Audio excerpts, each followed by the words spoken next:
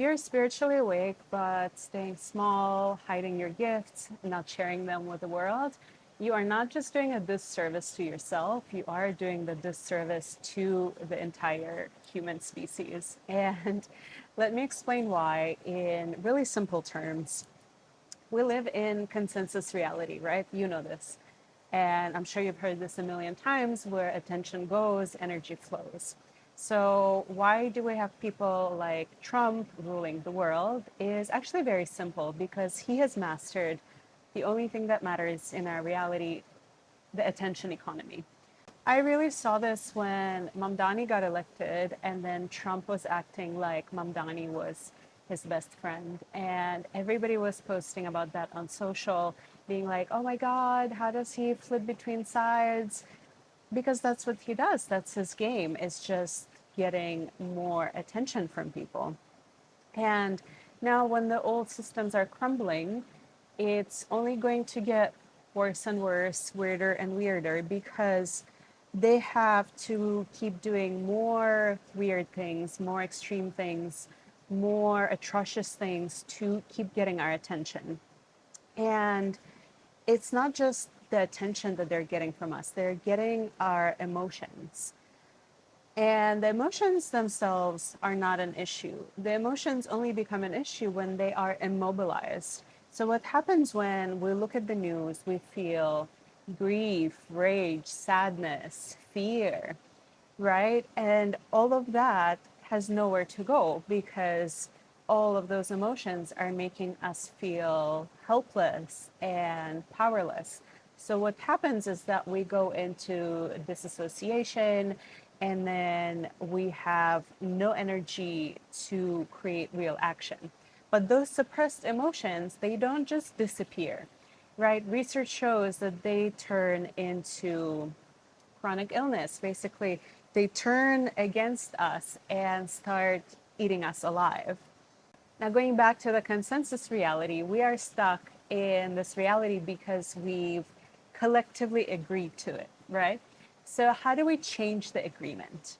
We have to keep spreading the message that the world is interconnected, that if we turn towards the heart, towards love, towards understanding that we are not separate from each other, that's the only way that we can heal as a collective. And I know how seductive it is to stay on top of the mountain, to stay disassociating, to stay in that spiritual ego thinking, yeah, I am just better than everyone else. I already know all of this and I'm just good here.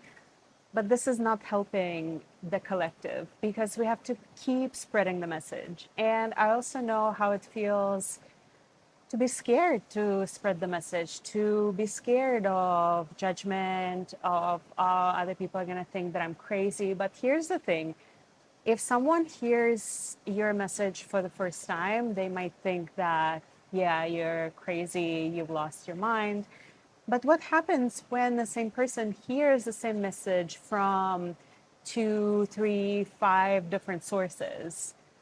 What happens then? And I mean, I don't know how many times it takes for someone to start questioning their reality, and you can think about your own awakening. For me, it took maybe 3 to 5 times to hear the same message, to understand that, yeah, all of these people cannot be crazy, right? There must be something wrong with the reality as we perceive it. And that's how we change our reality. Is the only way is by speaking the truth, by speaking to what we know, by speaking to what we have seen in those ceremonies. That's how we metabolize, that's how we alchemize those emotions that we're collectively moving through, grief, rage, not by turning them to violence. If you look at the monks who were just doing a peace walk, they understand the attention economy. This is how we keep spreading the message. But it doesn't work if we stay hidden. You don't need to come up with anything. You don't need to become someone you're not. You don't need a Harvard degree to start showing up and expressing your truth.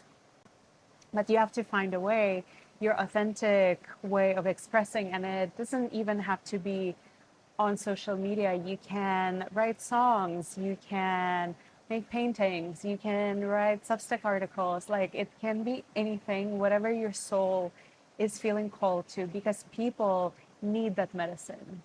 And if you're struggling, if you just recently went through a spiritual awakening and you're feeling lost, confused, hopeless, and helpless, know that that's completely normal.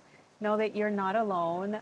Find people who support you. Find people who share the same knowledge, who understand what you're going through. Our strength is in unity. Our strength is in numbers. This is how we tip the reality towards what we know is possible, towards love, towards harmony, towards peace amongst all the living beings. We are living through a very big shift in planetary consciousness, and what we need are embodied warriors, not people intellectualizing, staying, preparing, but never sharing with the world. The world needs your voice now, not just someday.